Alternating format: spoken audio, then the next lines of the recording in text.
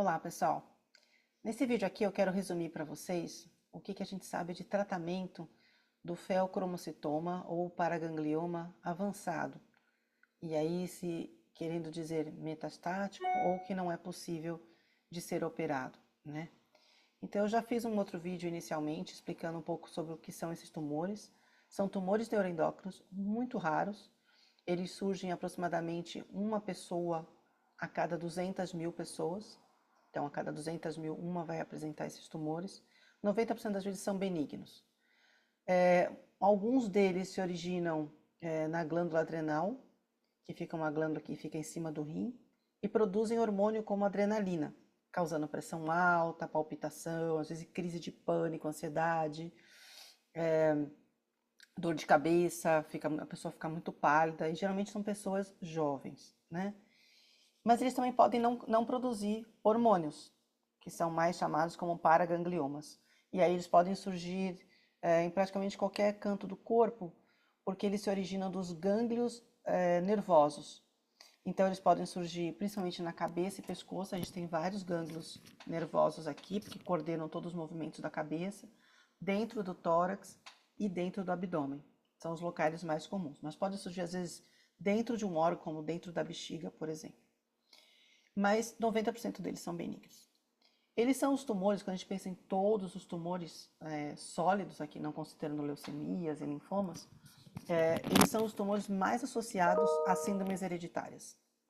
Então, é o tumor mais genético, que a gente chama. Então, todo paciente com feocromocitoma ou paraganglioma deve ser encaminhado para avaliação, um teste genético para saber se é hereditário ou não, e se for, isso tem implicações, como eu vou dizer breve, no tratamento, mas também no aconselhamento genético para irmãos, filhos, etc.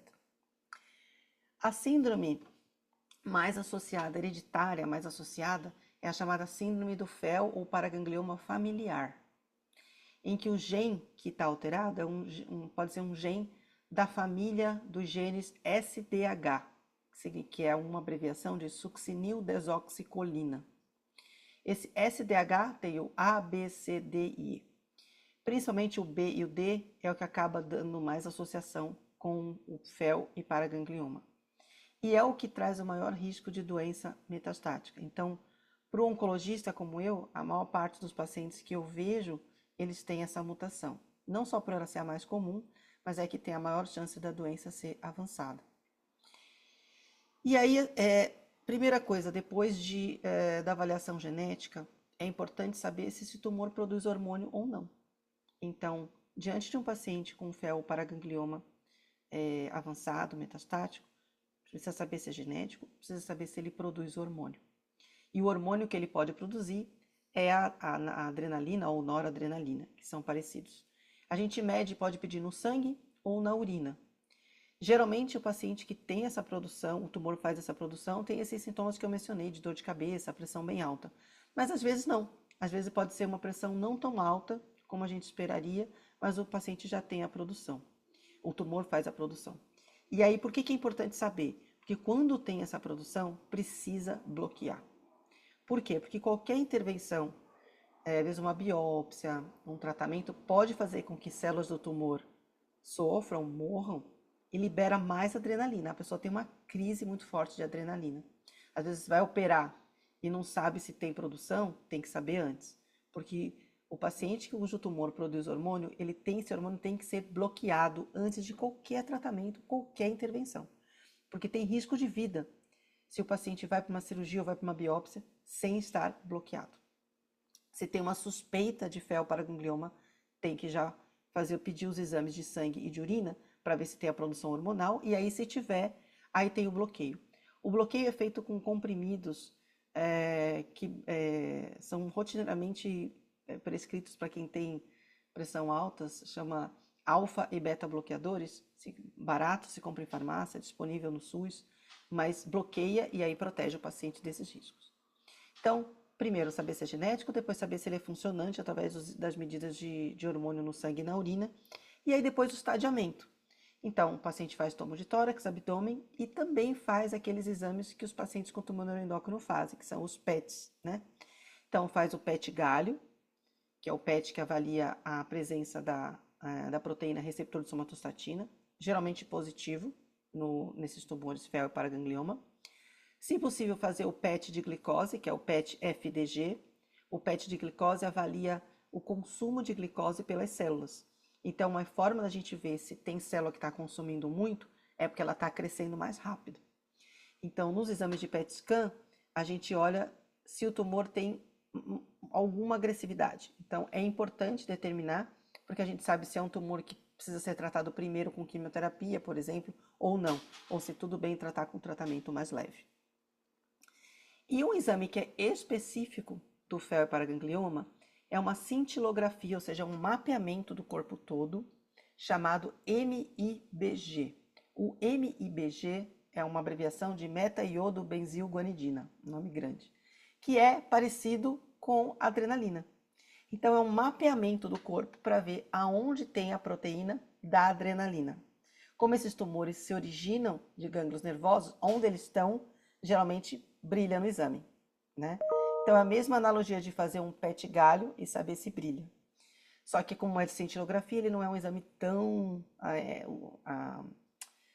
como é que eu vou dizer assim? O desenho, a anatomia não fica tão detalhada como num PET, porque é só um mapeamento, né? Uma técnica menos sensível, inferior, mas é a mais utilizada.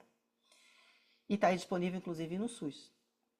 E aí, se o tumor capta algum desses, isso é importante para determinar o tratamento.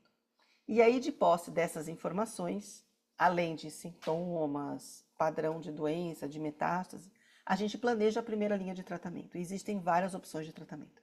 Tem o lutécio, que se usa muitas vezes quando o PET galho é positivo.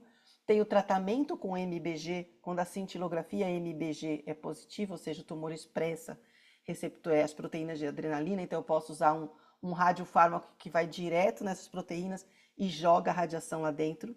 A diferença é que o radiofármaco aqui não é o lutécio, é o iodo, é um tipo de iodo radioativo, que vai da mesma aplicação que faz o lutécio na veia, uma vez a cada 2 meses, por 4 vezes. Esse iodo radioativo vai direto nas células que têm adrenalina, que foi mapeada pela cintilografia com o MBG, e joga a radiação lá dentro. Muito efetivo. E tem outros tratamentos. A gente pode fazer a quimioterapia oral, que é o Capten, que se usa em TNE, também se usa e funciona muito bem em fel e paraganglioma. Mas tem um remédio que a gente usa, tem evidência de que funciona bem, que é o sunitinib. Nome comercial Sutent. O sunitinib está aprovado no Brasil para tumor neuroendócrino de pâncreas, mas ele não está aprovado em bula para tumor neuroendócrino do tipo fel e paraganglioma. Mas na prática a gente prescreve e os convênios entendem que é uma doença rara e que tem evidência. E tem mesmo. E aí o Sutent, ele funciona independente do paciente ter alguma síndrome hereditária, mas quando o paciente tem aquela síndrome hereditária SDH, a chance de sucesso com esse remédio é o dobro, é muito maior. Então esse remédio ele faz o quê? Ele é uma terapia-alvo, ele é um comprimido, ele não é químio, que ele age inibindo a proliferação celular do fel e paraganglioma. E ele faz com que esse tumor diminua de tamanho e que a doença fique controlada por um tempo. Na minha prática, a gente tem usado e é efetivo, a gente vê um bom controle, sim.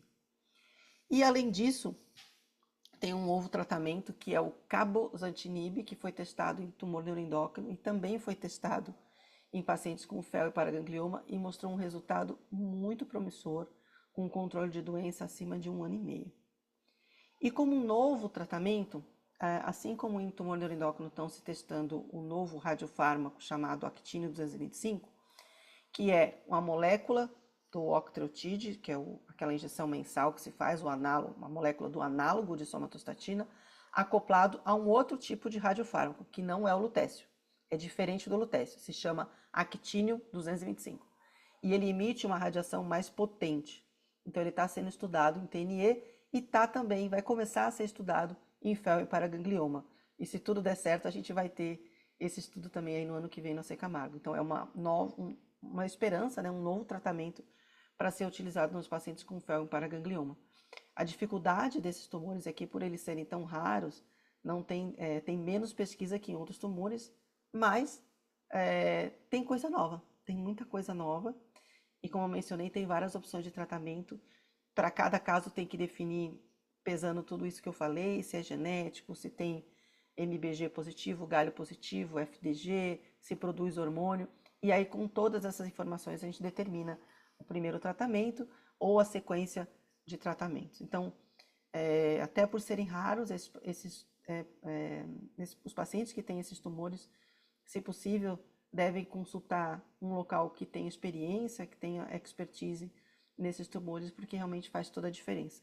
A quimioterapia convencional que se fazia antigamente com cisplatina não funciona bem. Everolimo, por exemplo, que é um comprimido que está aprovado para TNE, não funciona em paraganglioma. Então, eles são neuroendócrinos, mas eles são muito únicos e tem tratamentos que funcionam num e não funcionam no outro. Então, passar em alguém experiente é muito importante.